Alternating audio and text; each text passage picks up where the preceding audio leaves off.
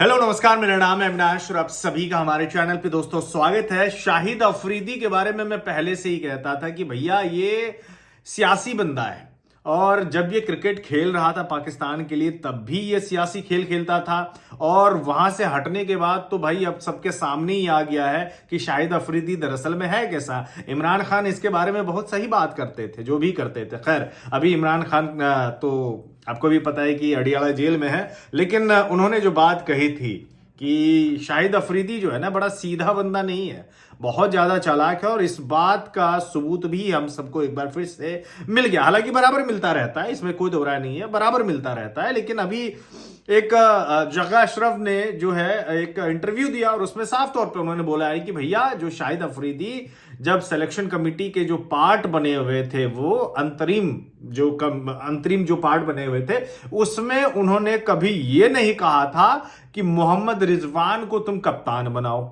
उन्होंने बिल्कुल भी नहीं कहा था। जबकि शाहिद अफरीदी ने अपने सोशल मीडिया हैंडल पे लगातार वो ये बात कहते रहे कि भाई मैं तो चाहता था कि मोहम्मद रिजवान कप्तान बने। तो जब आप चाहते थे कि मोहम्मद रिजवान कप्तान बने तो शाहिद अफरीदी को आपने कप्तान क्यों बनने के लिए दे दिया? वहां पे आपने जका अशरफ जब आपको बुलाया था कि भैया हमको एडवाइस दे दो कोई कि अगला कप्तान किसको होना चाहिए बाबर के बाद, तो आपने ना तो मोहम्मद रिजवान की वकालत की वहां पे।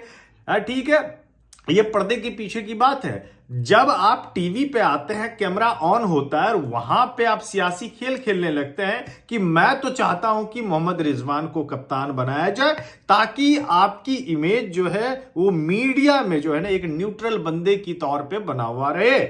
हालांकि राजनीति में यही होता है, इमेज बड़ी जरूरी चीज होती है। अगर आपकी इमेज खराब हो गई तो आप पॉलिटिक्स में वैसे भी हार जाओगे। और शाहिद अफरीदी को देख के ऐसा लगता है कि आने वाले टाइम में ये भी बंदा इमरान खान की तरह जो है पीएम के लिए इलेक्शन लड़ सकता है। हालांकि नवाज शरीफ के खिलाफ ये जाएगा नहीं, क्योंकि नवाज शरीफ का बहुत ही ज्यादा खास ये बंदा है। लेकिन एक बात मैं कह रहा हूं कि जिस तरीके से समा टीवी पे बैठ के और जो भी टीवी पैनलिस्ट के तौर पे ये आते हैं, गेस्ट के तौर पे बुलाए जाते हैं, वहां पे बड़ी अच्छी अच्छी बातें कर रहे होते हैं, लेकिन अंदर ही अंदर इनको पता रहता है कि अपने दामाद को ही प्रमोट करना है, शाहिद अफरीदी को ही प्रमोट करना है। और इसी वजह से हमने देखा कि बाबर आजम के बाद जब उन्होंने अपनी रेजिग्नेशन दिया हुआ था, जका अशरफ से मिलके उन्होंने रिजाइन दिया था, भाई साहब 5 मिनट के भीतर में शाहिद अफरीदी टीम का कप्तान बन जाता है कि वो T20 का टीम का कप्तान बन गया।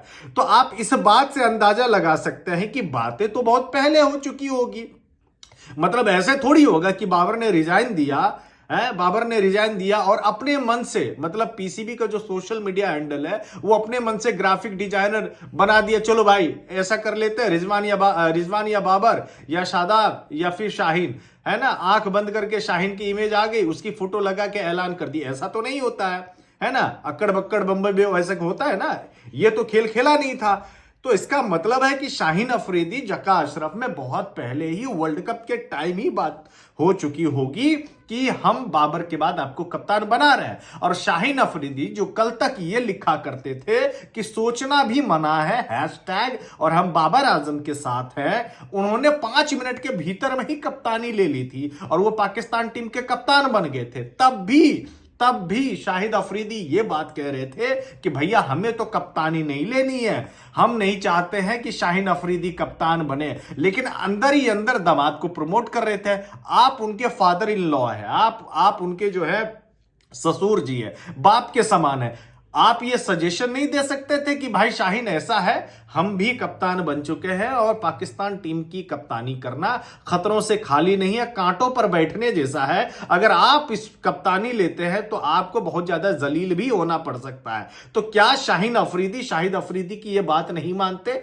नहीं, बिल्कुल मानते। लेकिन शाहिद अफरीदी ऐसा क्यों बोलेंगे? क्यों? क्योंकि शाहिद अफरीदी को उन्हें पाकिस्तान का सबसे बड़ा ब्रांड जो बनाना है, बस यही है। लेकिन मीडिया के सामने जब टीवी पे बैठे रहेंगे तब क्या बोलेंगे?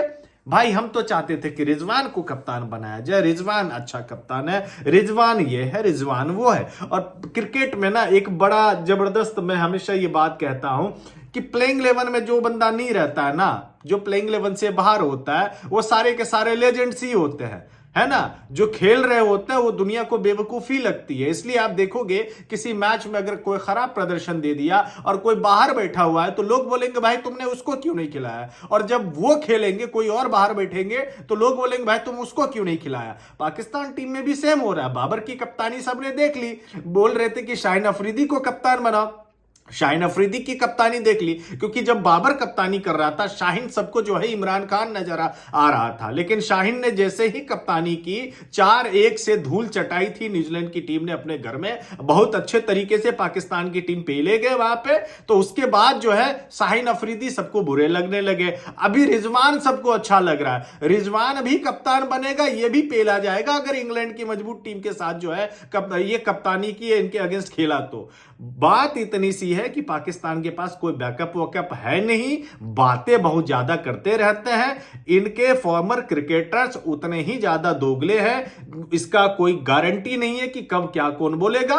कल तक बाबर आजम के खिलाफ बोले जा रहे थे अब्दुल रज्जाक साहब, टीवी पे बैठने के 1 महीने पुराने का वीडियो है, देख लेना, 1 महीना पुराना वीडियो। वो बोल रहे थे कि बाबर आजम को कप्तान मत बनाओ, ठीक है। जब सिलेक्शन कमेटी का पार्ट हुआ तो वही अब्दुल रज्जाक बोल रहा है कि नहीं बाबर आजम को कप्तान बना, और बाबर आजम को कप्तान बना भी दिया। मतलब इनके मुंह पे 500 रुपए फेंको, ये अपनी जुबान बदल देंगे। ना दीन ना ईमान है पाकिस्तानी क्रिकेटरों का, और पाकिस्तान टीम का तो वैसे भी बेड़ा गर्क हो रखा है, और इसी वजह से पाकिस्तान की टीम जो है और बर्बादी के हालात पे जा रहे हैं, और बद से बदतर हालात भी होंगे अगर सही तरीके से प्रोफेशनल तरीके से अगर इस चीज को संभाला ना गया तो। खैर शाहिद अफरीदी के बारे में जो बोलना था हमने बोल दिया। आप हमारी बातों तो सहमत है तो ठीक है, नहीं सहमत है भाड़ में जाइए। धन्यवाद।